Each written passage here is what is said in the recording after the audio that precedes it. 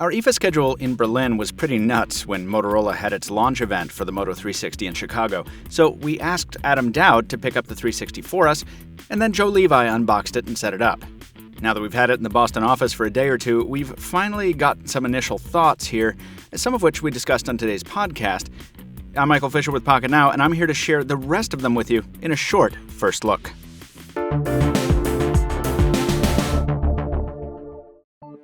When I first saw the Moto 360, my reaction was pretty typical. I thought it was the best-looking smartwatch I'd ever seen. And despite everything we've seen since, I still feel that way. The fit and finish of the casing is just exemplary. The heavy feel on the wrist is reassuring.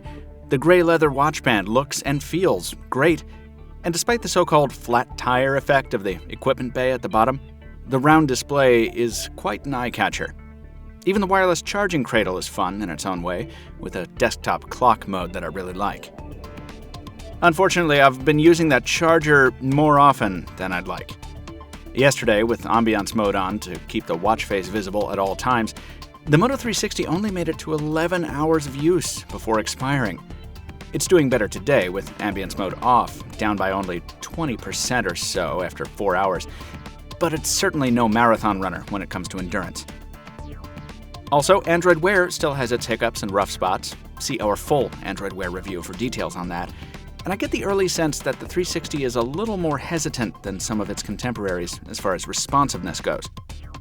As of yet, none of these complaints are enough to overcome the novelty of this beautiful and very distinctive hardware. But we'll see how I feel next week, when the time comes for my full review. You can help shape it. Drop a comment below letting us know what you want to see covered, and check out Pocketnow Weekly 113 for reader-submitted questions answered on the air. Finally, see our Moto X versus Moto X comparison as well, live right now and right here and at Pocketnow. Till next time, this has been Michael Fisher, Captain Two Phones on Twitter, reminding you to keep your ambiance to a minimum. And we'll see you next time.